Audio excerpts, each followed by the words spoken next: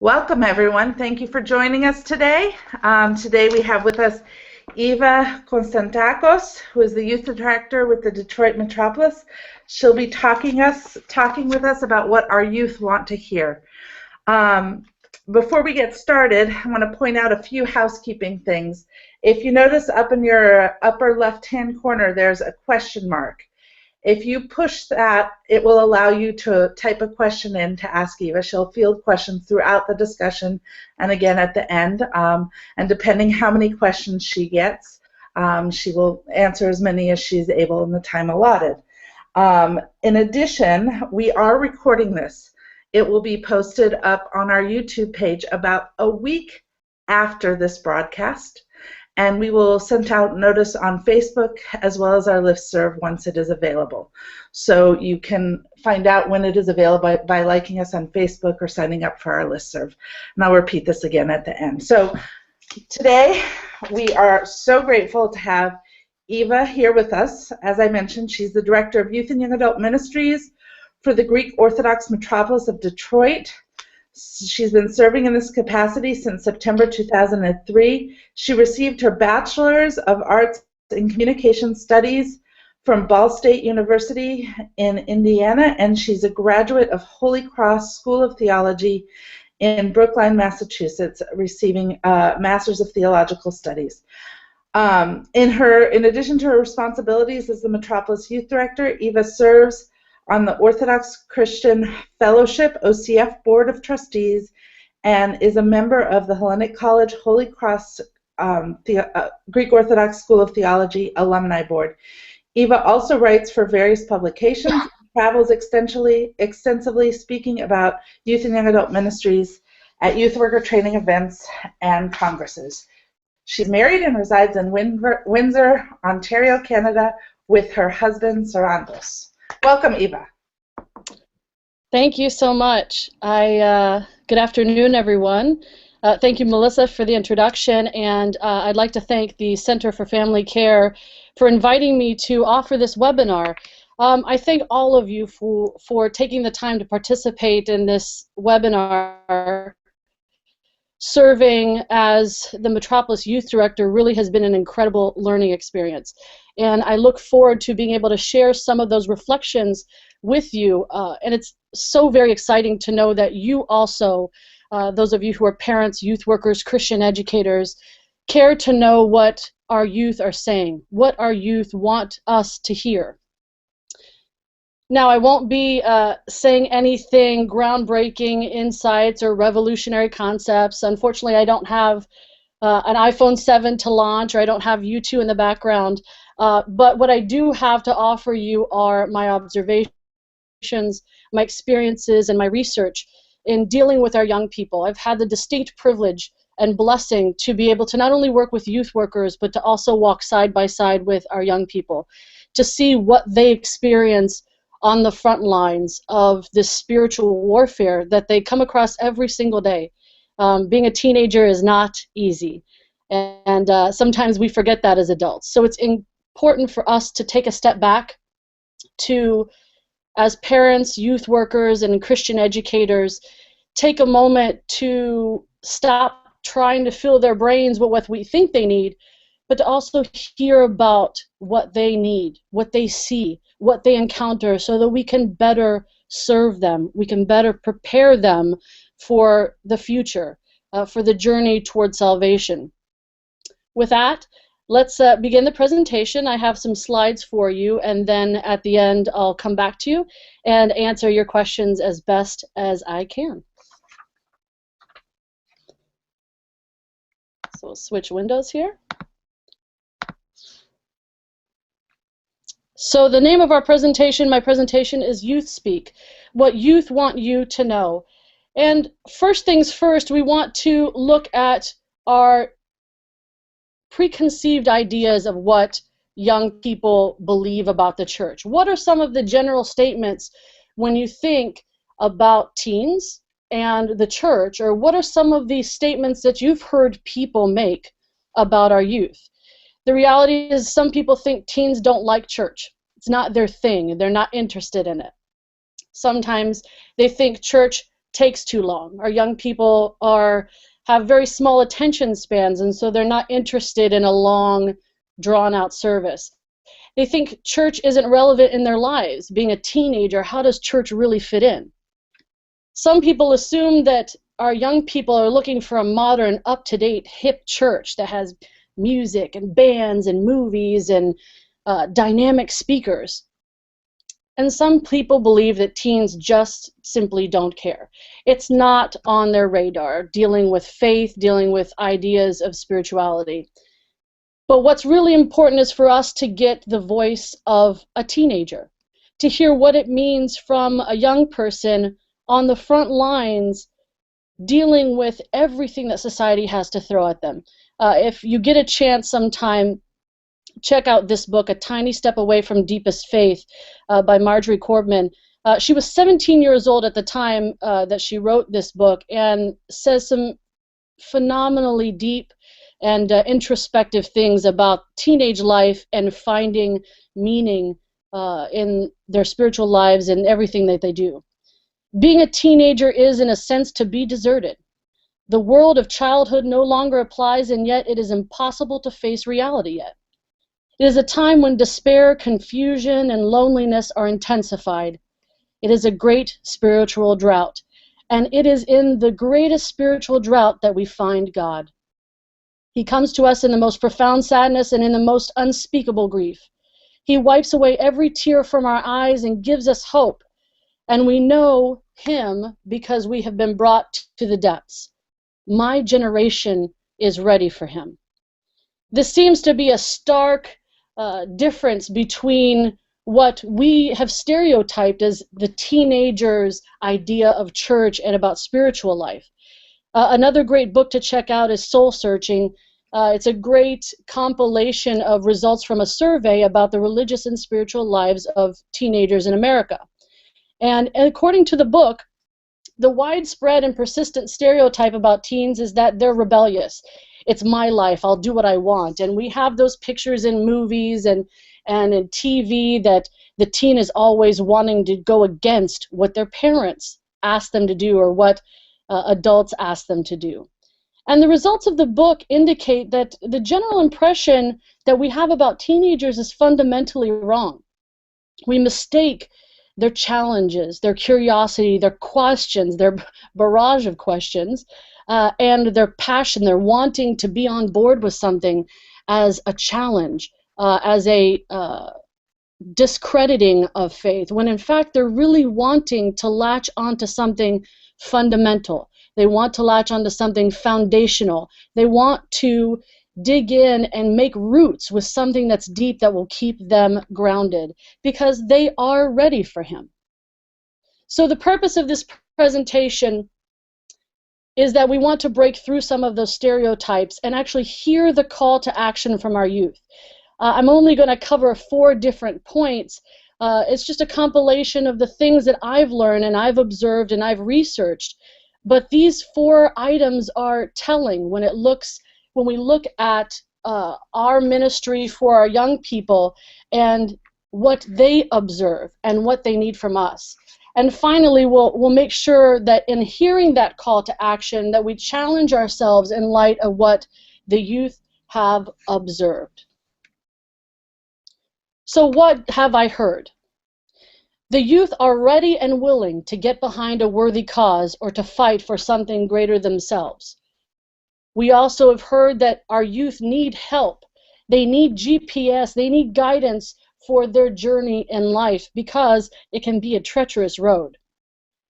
Our youth are, in fact, searching for answers. They do care and they want to know.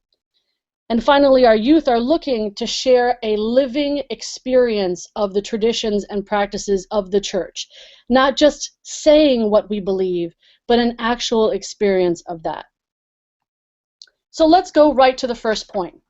Youth want us to know that they are ready and willing to get behind a worthy cause or to fight for something greater than themselves.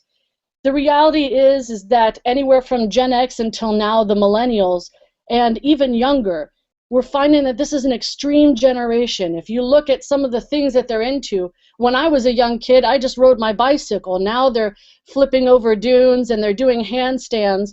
My Mountain Dew when I was a kid was just Mountain Dew, and now they've got Typhoon, they've got Distortion, they've got all different kinds of extreme flavors. Even our tacos are loco. Nothing is normal. Everything has to be something extraordinary. And so our young people are looking to get behind something that is out of the ordinary. Unfortunately, society gives very temporary and sometimes dangerous things for our young people to get behind. And instead, as Orthodox Christians, they're really looking for something that is ordinary but reaching beyond into the extraordinary.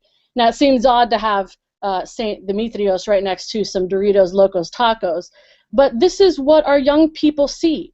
They see all of this extreme action and this extreme food and this extreme behavior, but we haven't really taught them about the saints. And I will say that even with my interactions with young people, when I ask them, what do you want to know? What do you want to hear about? What do you want to learn? Many times they ask me, we really would love to hear the stories of the saints, because the saints offer them a connection they understand, because these are people who come from ordinary situations. They're elected officials. They're people who are just regular people. There are people who are educated. There are some people who've reached the lowest of the low and people who've reached the highest of the high. Yet, having said all that, they've done something extreme, and they've put away all of those worldly cares and have chosen to follow a life in Christ. Our young people want to see something not extreme, but extraordinary. So we have an extreme generation, but we also have a young group of people who are willing to get behind something, but not just a habit. They want something essential. They want something that can center them. I just recently watched the finale of America's Got Talent, and one of the young men who was on there competing as a singer, they asked him, what is there for you after singing? And he said, there's nothing else for me but singing, but music. Music was the center of his universe. Our young people are looking to put all of their energy into something that will center them, that will ground them, that will give them meaning. But unfortunately, our youth notice the lack of enthusiasm and vigor. We say that we are a faith that is alive and is growing and is excited, but we don't always live that. And this is what our young people see, and they just don't get behind it. Our young people, I remember when I was a teenager and I was in show choir, and we were kind of like the Glee where we sang and we danced. And my choir director always used to tell me, in order for us to give her 100%, she had to get us and show us 200%. In other words, she had to show double the enthusiasm to draw out of us the maximum enthusiasm and commitment. And I'll never forget, because she's the one that made me love music as much as I do, in performing and appreciating the arts, because of her love and commitment was so beyond what I thought was even possible. Think to the next time you actually attend Divine Liturgy. If you want an example of lack of enthusiasm, think for a moment when we recite the Creed. Most of the time, we spend more energy screaming at our favorite basketball or football team, or the results of the end of America's Got Talent, of our favorite reality show. But when it comes to saying the Creed, reciting our statement of belief, we read it as if we're reading a eulogy. Practicing Passion has a great passage that really stuck out with me. The book is called Practicing Passion, Youth and the Quest for a Passionate Church. The quote says, "Are we who we say we are? Do we practice passion transformed by a love who never disappoints, and live by a faith so convincing that we stake our lives on it? Or are we just another sagging social convention, like Dracula, that needs young blood to survive?" As a youth worker, this struck me, because We say quite often in parish council meetings and Metropolis youth ministry events, and even in Metropolis Council, we see these different messages about youth being a priority. Youth are the future. Youth are the now. But are we interested in youth ministry to keep our churches alive? Or are we interested because we believe that Christ is the source of life? And we want to share that with our youth. We want to create mature and responsible and active Orthodox Christians that can take that message to each other, to their peers, and to the rest of the world. This is the passion that our young people want to get behind. They don't want to be the life force. They just want to be a part of the body of Christ. Last but certainly not least in this point, teens and young adults are seeking out philanthropic or service-oriented opportunities. The reality is we are so shocked sometimes by the stories. We're in awe of stories when youth are serving other people. And in fact, our young people are ready to do so. Sometimes we don't believe that they're interested. We don't believe that they're capable. And our young people have an incredible capacity to love, to give of themselves, and are ready to do so. One wonderful example is if you look at OCF, Orthodox Christian Fellowship is the official campus ministries of the Greek Orthodox Archdiocese. And instead of the regular spring break activities where young people go to the beach and they drink and they do all kinds of things, in an alternate kind of choice, they have Real Break, where our young people, these young adults in college, are seeking out to serve others during this special time, to do something real with their break, rather than just doing things for themselves and possibly getting themselves into trouble and things they regret. They instead want to serve other people. The next point is youth want us to know that parents and other adults are still a major influence on their spiritual, social, and emotional formation. The reality is that in that book, Soul Searching, when young people are asked, why do you believe what you believe, or why do you do what you do? The answer is always overwhelmingly, that's what my parents do. That's what my parents taught me. A funny story, when I was younger, when Bush Sr. and Dukakis were running for president, of course, you know, most schools will have a mock election during that time. And while all the other kids were, you know, campaigning for Bush Sr., I was the lonely little girl who was campaigning for Dukakis. And if you asked me at that time what Dukakis's platform was that made me want to support him so much, I couldn't have told you anything. But I supported him because my parents and my grandparents and those people that I respected in my community and in my church and beyond supported Dukakis. And so it wasn't necessarily at that point when I was still young and still forming about the platform, but more about the people who I respect and loved and modeled myself after, finding something important and supporting it and putting their energy behind it. Unfortunately, our young people are also seeing the discord in our churches. Obviously, the mission of our church is to preach the gospel and to make sure that that message is heard throughout the world. But our young people, just like in any family, are affected and disenchanted by the discord when sometimes the business of the church takes precedence over being kind to one another and loving one another. We know that we have to have parish council meetings. We have to have meetings for the festival. We have to have building committee meetings or iconography meetings. But we can never forget that our young people see, even in those difficult decisions, even in those difficult situations, how we treat one another, because we are, as a church, the body of Christ. We are each Christians and are called to treat each other as we would treat ourselves. Ultimately, our young people are not asking us to be perfect. They're not looking for perfection. They're just looking for guidance along the road. They're looking for GPS, guides on the path to salvation. You and I are both people who have traveled the road a little more than they have. And so we have a distinct opportunity to walk with them, to tell them, oh, you might want to navigate away from this because that could be a trap for you. This could be difficult for your spiritual life. This is not a path that you want to go. You might want to try this. We have been there, done that, and got the t-shirt. And we are still going down that path. As I said in my introduction, one of the most blessed things that I've been able to do is to not just help lead our young people, but to walk with them. Because in walking with them on this journey toward salvation, I've actually found myself formed and transformed because I'm not only teaching, but learning and helping them along the way.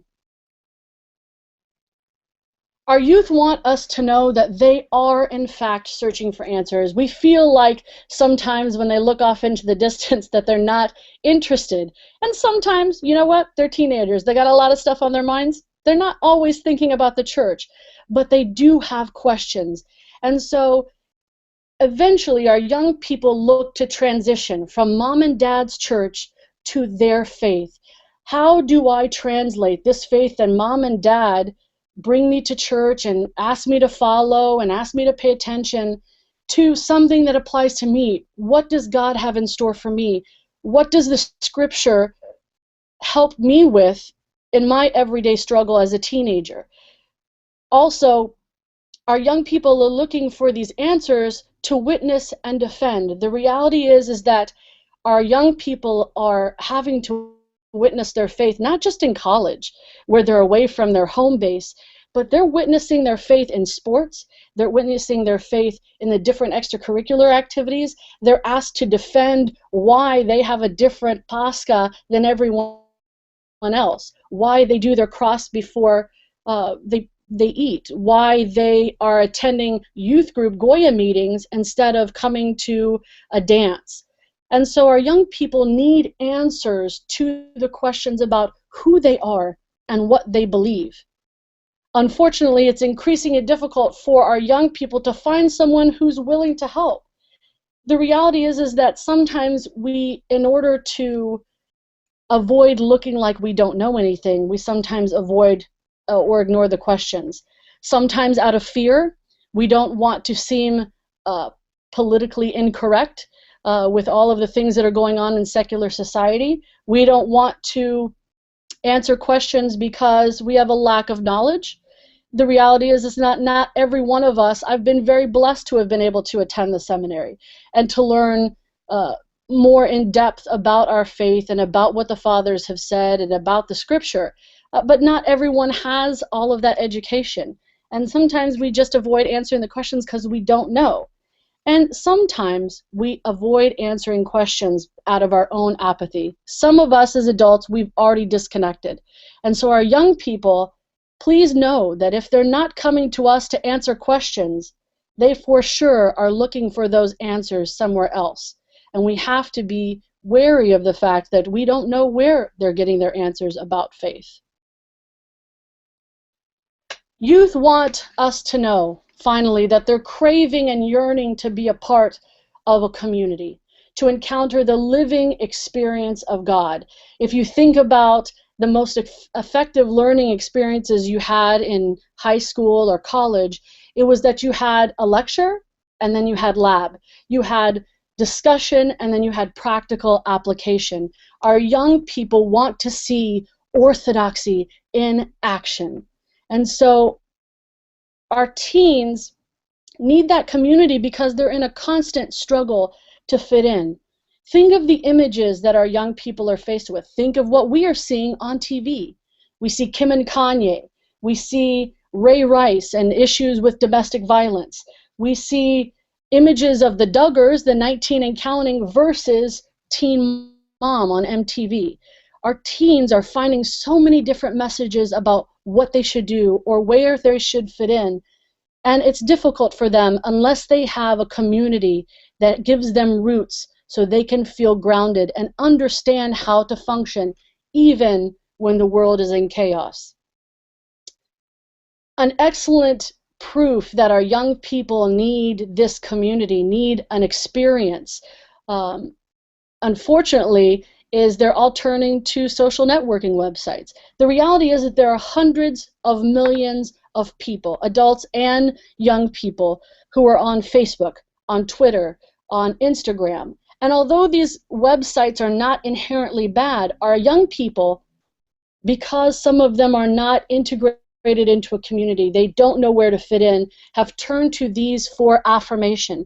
It's not about who loves you and who helps you and guiding you on the right path. It's how many likes you get for your last selfie. Our young people will take 400 selfies to get that one perfect one to get the most likes on Facebook. We have to look at the fact that our social networking websites are becoming the substitution for community, for a loving community that teaches about witness, about worship, about fellowship, and about service. Another prime example of the fact that our youth are craving and yearning to be part of a community is in the success of our Orthodox Christian summer camps. Our Orthodox Christian summer camps, in my opinion, are some of the closest real Christian community experience our young people can receive. The reality is that in an Orthodox Christian camp setting, 99% of the time cell phones and technology don't work. So they're disconnected from the outside technology world of get a message every 5 seconds. They have the priests there and all of the adults ready to answer any questions. So the priest doesn't have to worry about the Philoptochos meeting or the parish council meeting or doing his hospital visits. Our priests are there ready to guide them and give them pastoral guidance and love so that they can grow to be strong and mature Orthodox Christians. They have opportunities to serve one another, to serve the camp, and they have one of the most important aspects is a chance to actually live the sacraments. Most of our camps, they experience the sacrament of confession, and they also get to, of course, partake in the Holy Eucharist and Divine Liturgy. We have prayers, we have chances for them to have fun, we have chances for them to really have deep and meaningful discussions. The summer camp is truly a transformative experience. It is no accident that our young people are drawn and so very connected to our summer camps. And on the other hand, we see what happens when our young people are not connected to a community. We see a group of young adults who are missing from our churches. We see such an empty gap when we look at our churches and we see young children and we see older adults, but we don't see that 18 to 35-year-old group. And part of that might be because our communities are not reaching out. I've had the distinct privilege of being a part of different focus groups for young adult ministry, and I attended one in Chicago, and a lady, her comment struck me because we asked each one of the young adults what was keeping them away or connected to the church. Some of them said they're too busy. Some of them said that they have other things going on. Some of them are just turned off by the church. But we found one lady who was actually attending a church on a regular basis, and we said, well, what about you? Why did you stay connected? And she said, it's really very simple. I went through going to church many different times, but it took one time when I went to liturgy, and a priest, when he gave me the antidoron, actually reached out his hand, squeezed my hand, and said, we are so grateful that you're here today. And that connection, that acknowledgement that she, even though she was a new person in the community and he didn't know her name, was a part of that community, and it was important for her to be there, made all of the difference. And then she continued to attend. OCF, again, is another very important testament to the need for community, because our young people who leave the safety of the family community, of their home church, go off to college. And OCF, Orthodox Christian Fellowship, has given these young people an opportunity to continue that, to feel that they have that root, that connection to their faith, so that even away from home, they're able to continue that living experience of God. And this has been very successful in keeping our young people in church and actually bringing other young adults back to the church, or bringing new young adults into our Orthodox Christian community. So Having gone through these 4 different points and looking at what our youth have to say, what do we do now? What do we do with this call? And I look to the Gospel of Matthew, chapter 2, verses 13 through 23. And Joseph was given a call as well. Joseph was told in a dream by the angel of the Lord that he was to arise and take Jesus and the Panagia away and flee to Egypt because Herod was out to destroy Jesus. And so, heeding that call, he went and he took the child and Panagia, and they fled to Egypt until they knew that they were safe, until Herod had died. And then at that point, fulfilling the prophecy, Joseph and Panagia and Jesus were pulled out of Egypt. Out of Egypt, I called my son, fulfilling the prophecy.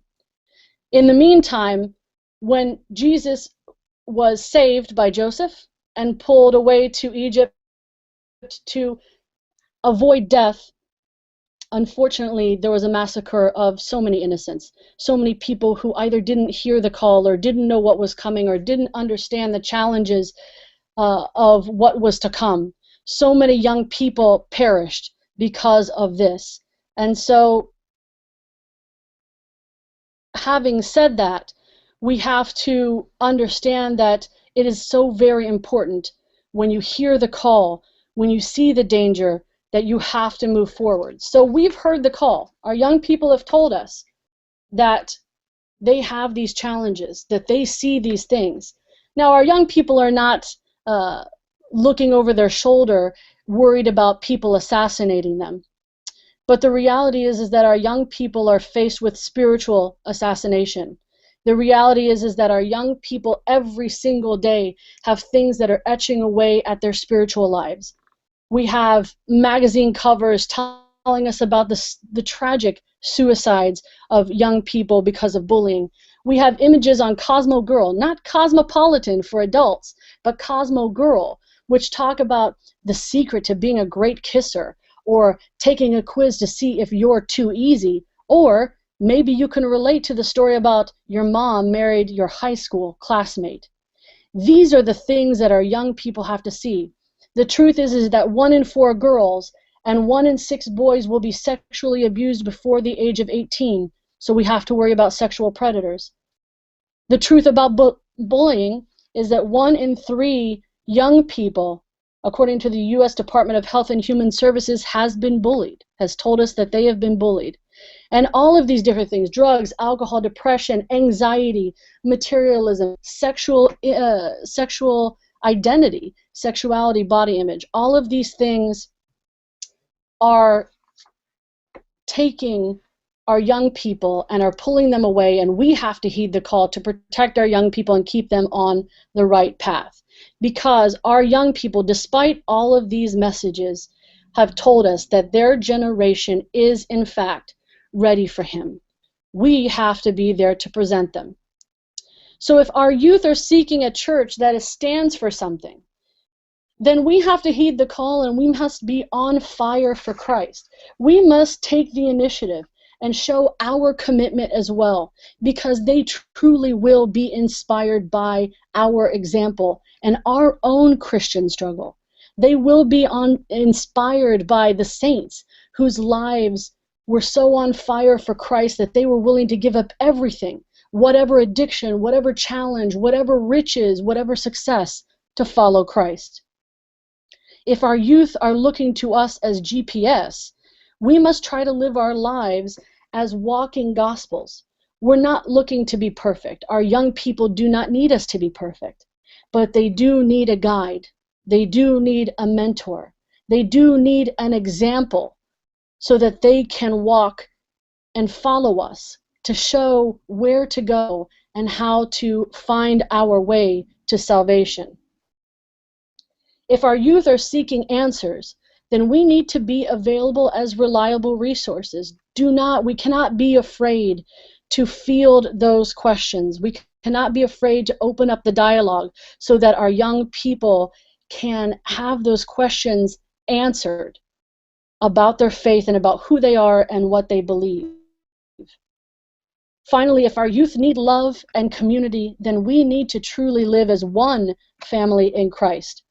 It is essential to the proper spiritual health of the body of Christ to see that youth ministry and Sunday school, these aren't separate entities. These aren't separate bodies of Christ. This is part of one body of Christ. I liken it to sports. Our young people are not second-class citizens in the church. And so although yes, it's good for them to serve, they're not just our free labor. They're not just the third string player on your favorite NBA team, because even the third string player on my favorite team, the Indiana Pacers basketball team, is still an Indiana Pacer. And so once our young people are baptized into the church, they've put on Christ.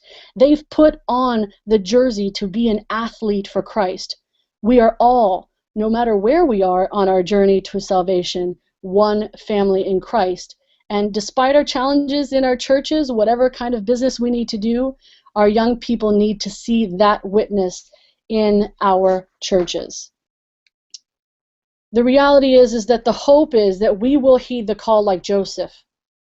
We will look at his example, who heard the message that his loved ones were in danger. If we heed the call and lead by our example, our youth will grow in strength and maturity in their faith to transform. And the little secret is that if we do that with them, we will transform too, all for the glory of God. And so we have to be ready to hear our young people speaking every single day. So having said all of this and putting the challenges in front of all of us about what we need to do and what our youth need us to do in order to grow closer to Christ and more closely tied with the community of the church, I can't give you a problem and not offer some solutions to start you on your journey. So consider, building up not only your family life, but also just how you interact at church. Creating a family prayer corner or a family prayer book. I've seen some great ideas online about families who get a photo album together and put their family members and their friends and their loved ones in the photo book and put their favorite prayers, and along with their daily morning and evening prayers, put together this special family prayer book to make sure that they pray for all of those who they want to commemorate. Make sure, in order to open communication to show that you're available, create a family faith Q&A box. One of the most successful things we have in the Metropolis of Detroit when we do any type of retreat is to offer a box with note cards. And our young people can submit questions anonymously. And never once in my many years of having youth ministry retreats and different camps has that box ever been empty. So create a family faith Q&A box and take the time once a week to go through those questions. And if we don't have the answers, if you don't have the answer as a parent or as a youth worker, that's okay. Take the time and commit to finding those answers together as a family and growing together in the knowledge of Christ. Also, consider family service projects. If our youth are ready and willing to serve, ready and willing to give of their time and talent and treasure, take a moment to actually plan as a family service projects that you can do, whether it's preparing a meal together to take to an elderly family, or to make sure that during the holidays it's not just about stuffing ourselves with turkey and with ham, but also giving of the enormous blessings and mass blessings that we have to those who are less fortunate. In order to make sure that we can properly help our young people, I always use the comparison on the airplanes. For those of you who've traveled on a plane before, you know that they always ask you to put on your mask before you assist others. Why is this? If you're passed out, how can you help anyone else? So creating an Orthodox parents group is, I think, really important that every parish can do, because it's something very simple and it will continue to grow your spiritual life and your knowledge about the issues that parents face and that young people face. If you create this Orthodox parents group, and it can work, while your young people are in their youth group meeting, or while you're waiting for them to complete their Sunday school lessons, You can get together, take 5 minutes, print up an article from the news. You can talk about, the, like I said, the Ray Rice domestic violence incident with the NFL. You can talk about all different types of things. And take that moment to, as parents, be there to support one another and to give yourself that oxygen. Give yourself that support so that you can be there for your young people. Another great idea is if our young people are prepared to lead and we truly want them to be leaders of our communities, then we can take a moment, work with your clergy, work with your priests, and create a parish youth leadership day. There's so many different leaders in our parishes. We have parish council, we have the leaders of our Sunday school, of our youth groups, of our choir and other ministries. So allow our young people to take leadership in those days. Allow them to shadow these different parts of being a part of a community. Obviously, love doesn't always pay the bills. We know that, and we know that's why sometimes families don't always get along, and our church family doesn't always get along. It's not always sunshine and roses. And it's important for our young people to not only see that in order to be a leader, you need to serve, but also to show them that it's not just glory, is that everything has to work, everything has a job, and that it's not just easy. Things don't happen. You have to work toward those goals. It's an important lesson for our young people to learn. Finally, the last two really kind of relate to what I do in youth ministry. First is our youth ministry events, adding a parent and adult workshop.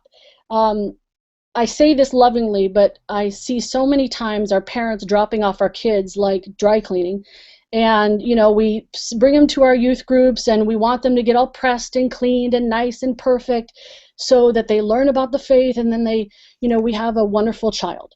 And the reality is that we need that same refresher. We need that same straightening up. We need that same cleansing. And so part of when you plan a youth ministry event, for those of you who are parents and youth ministry organizers, take the time, not every event, but many of your events, take a moment to provide a speaker, whether it's someone in your community or someone in a neighboring community, to offer a parent and adult workshop. For example, in the spring we'll be having our Michigan area Goya Lenten retreat, open to all of our young people. We had over 200 young people last year, and this year we will have a speaker talking about bullying and about the teenage psychology and about the stresses and about teenage suicide with our parents concurrently with the youth ministry event, so that our parents aren't just sitting there, reading or doing whatever they need to do or just dropping off their children, but they're actually actively learning as well. And so while our children are learning, they see parents learning. It's an incredible message to send to our young people, and it's super helpful for our parents. Last but certainly not least, I want to support our camping ministries, because our camping ministries are so very crucial to changing and transforming our young people and adults. I have parents who tell me that the camping experience, when they just volunteered for 2 days, was changing for them. I have clergy who tell me that their priesthood is renewed by serving the camp. There's Ionian Village, which is the archdiocesan camp that is held in Greece and beyond. And it's an incredible opportunity for our young people to not only live in that environment and the camping environment and to have that same experience, but also to see orthodoxy in action in different monasteries and different churches, and not just in the United States, but to see it happening in other parts of the world. And each one of our metropolises has a metropolis camp or the direct archdiocesan district. And in fact, in our metropolis, the metropolis of Detroit, we have 3 metropolis summer camps. We're very blessed so that we can try to reach as many young people as possible. It is a vital ministry, and it changes me every year. And I've been doing it for many, many years. So please support your camping ministries. If finances are an issue for those of you who are parents or youth workers who are promoting the camp, and you have parents who say, we just can't afford it, please talk to your parish priests, talk to your metropolises, because I know in the metropolis of Detroit we have a no camper left behind policy. We can find finance. Don't ever let finance stop our young people from experiencing these ministry events.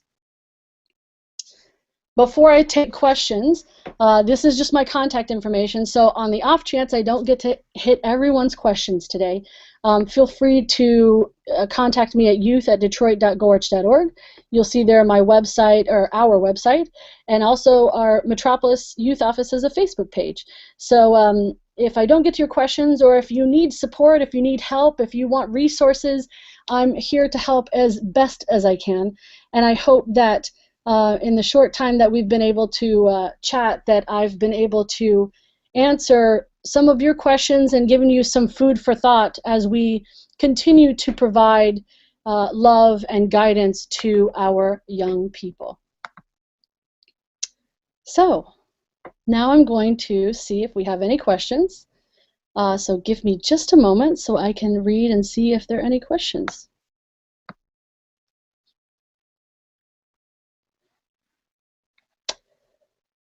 If I'm not mistaken, it doesn't look like we have any questions.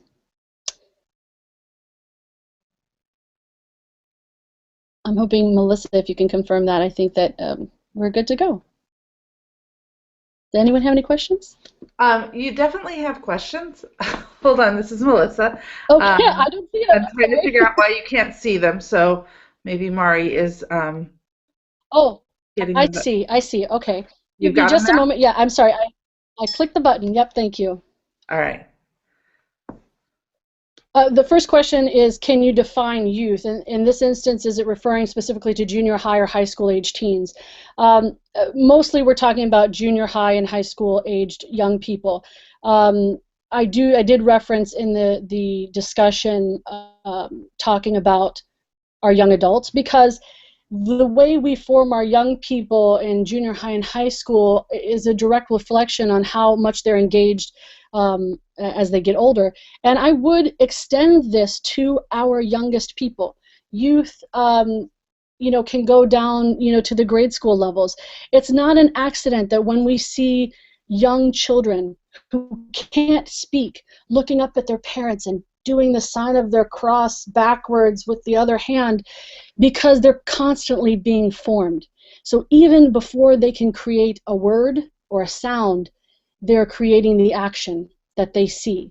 Our young people live what they learn. So yes, youth in this instance, we're talking about teens mostly, because of the fact that we're talking about statistics about sexual predators and bullying and whatnot. But I think that the experience that our young people see applies to even our youngest children. Give me just a moment. I'll keep reading the questions here.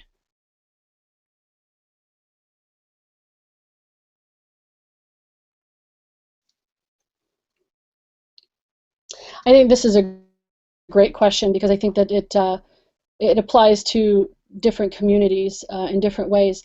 Our experience in a pan-Orthodox setting has been that teens who come from very ethnic parishes where English is not the norm understand the services for the first time after hearing them in English. How do we bridge the gap between those who demand that services be done in a language other than English? And this is great. This is, for our young people, our responsibility, at least as a youth worker, is to do whatever we can to address all of the needs of our young people. Not all of them speak Greek. I was raised speaking Greek. My community where I was raised now all speaks all English. But now, where I live, the community primarily speaks Greek. And so bridging the gap, I think, more than anything, is making sure that in your ministry, when it comes to youth ministry, the liturgy is the job of the priest. And we can tell our priest that our young people have certain needs, and you can obviously take this message to them, that obviously our clergy are looking to make sure that they address the needs of everyone.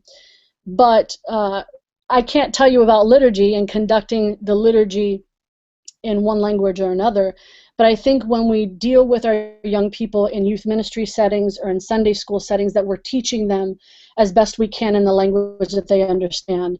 Our camps, for example, in the Metropolis of Detroit, we do a little bit of Greek because most people know Kyrie eleison or Aios o Theos, but primarily our liturgies are done in English and a little bit of Greek. And if we have people from other traditions, language traditions, we do something else. And so we do the best we can with what we have. And that's kind of the moral of the story for youth ministry in general, too. We do the best with the situation we're given and try to teach as much as we can. I hope that answers your question. I'll keep going here.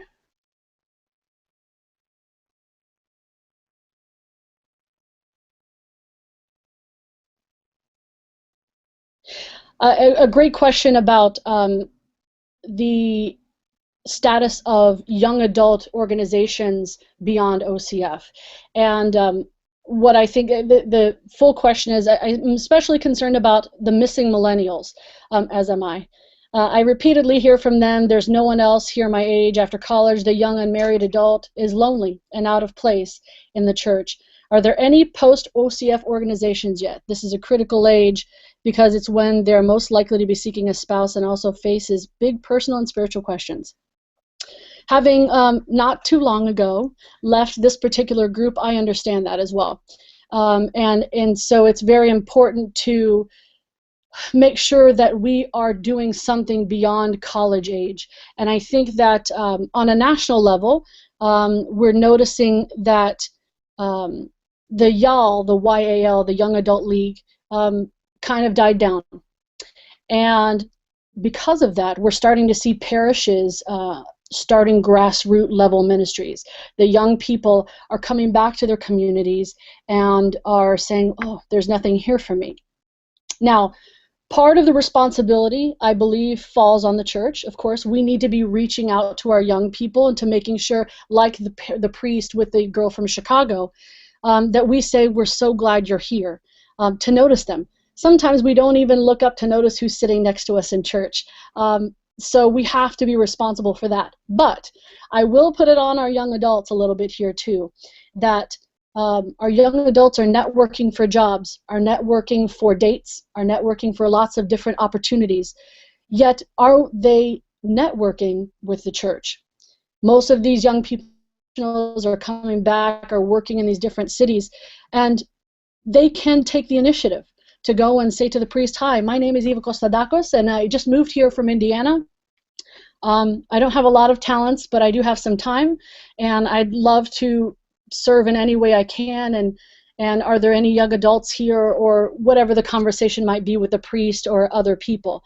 So part of the responsibility does lie in our parishes needing to take a larger step, and those groups, to answer your question, are starting to develop.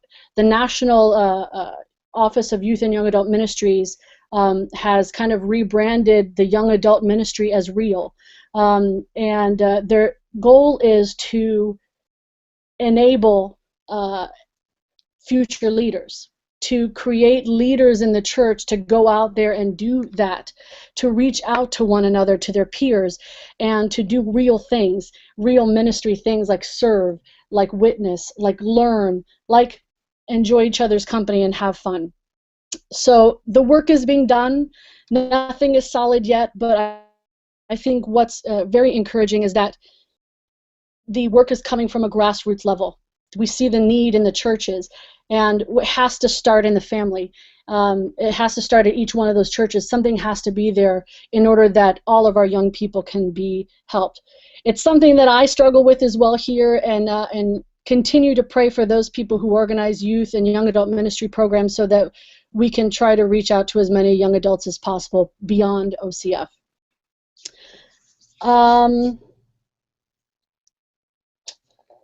Okay, got at that one.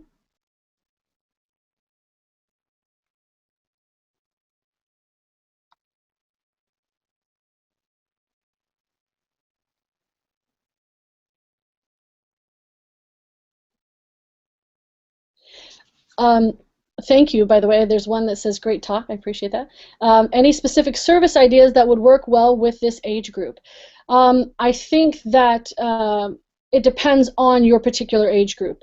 Teenagers, a lot of different service organizations will take on teenagers. For example, I know that if the teenagers are older, sometimes Habitat for Humanity will do things with the proper release forms and whatnot.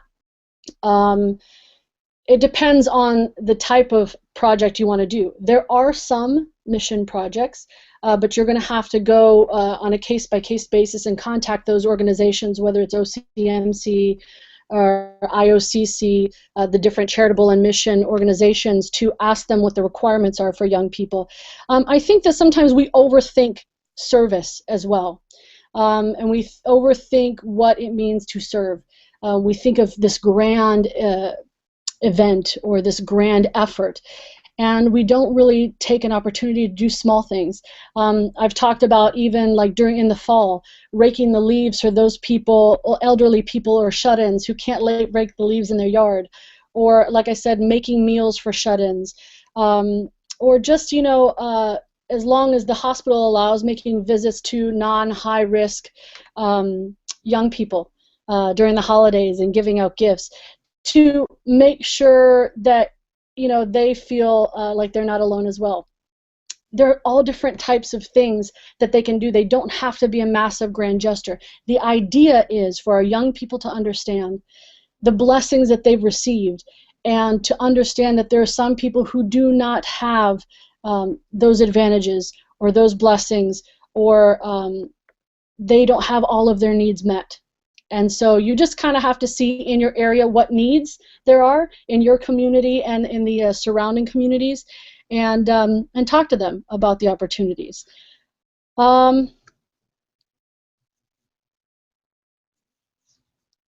Yeah, this isn't a question, but more of a comment about defining youth as younger than junior high, since junior high is part of Goya and Goya is not part of the youth.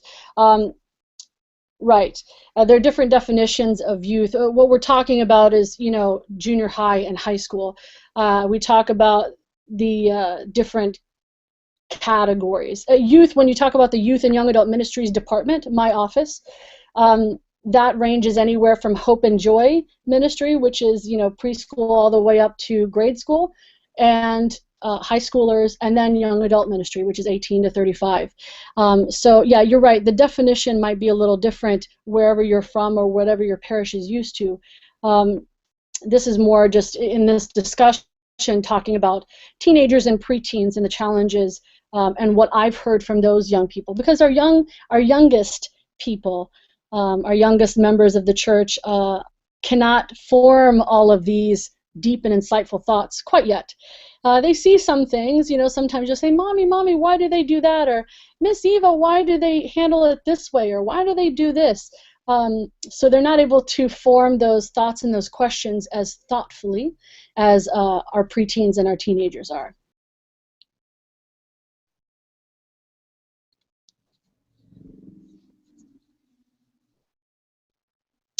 This is a great question, and I think this probably might be the last question.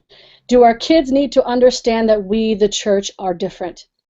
I think that if we teach them what the church teaches, if we teach our young people what Christ wants us to know, and the way that we're supposed to live, the differences will be obvious. The ones that mesh with what what the society has kind of laid out as the norm, and the ones that are not in harmony with what society lays out, you know, every 5 minutes. So I sometimes don't think that we need to make it obvious that we are different, because I think that in the way we act, in the way we worship, in the way that we deal with one another, we will be obvious. We will be it will be clear that we are followers of Christ. Christ will know us by our actions. He will know us that we are friends, the way that we treat one another. If we love God and we love each other as we do ourselves and love God. So I don't think that we need to have a big, huge banner that says we're different. I think that we just need to live by that testimony, by that witness. And that difference will intrigue people. I think that's why the saints intrigue our young people so much. So thank you for your awesome questions. If I didn't get to your question, I apologize. But thank you so much again to the Center for Family Care and to all of you who participated. God bless you all, and continue to have a wonderful ecclesiastical year. Thank you so much, Eva. That was really wonderful, and you gave us a lot of information and food for thought. Eva, failed to mention, is also part of the National Archdiocesan Youth Ministry team, and they all work together, all the youth directors of all the metropolises, with the Archdiocesan office to provide programming and resources for youth and their families. And so we're really blessed to have had her here with us today. I also want to thank Leadership 100, who continually supports our ministry and allows us to offer these programs to you. So thank you to them for their constant support. And as I said at the beginning, in about 1 week, we will put up this broadcast so you can share it with parents and friends and whoever you want to share it with. And we will announce that on our Facebook page as well as our listserv once it is available. So you can like us on Facebook, or if you go to our website, www.family.goarch.org, and there's a place to sign up for our listserv there. So we hope that you're able to do that. Next month, we are excited to let you know that on October 28th, we'll be joined by Dr. George Stavros. He is the director of the Danielson Institute out of Boston University, and he is a graduate of Holy Cross Greek Orthodox School of Theology, and he's going to be talking about Mental Health 101, caring for emotional distress in pastoral ministry. So really how we can help our parishioners that need a lot more help than we're able to give within the parish. So he's going to be talking about how to triage, how to get help outside in the community, and so forth. So we look forward to having him here. Again, Eva, thank you so much, and we look forward to seeing you all next month. Thank you.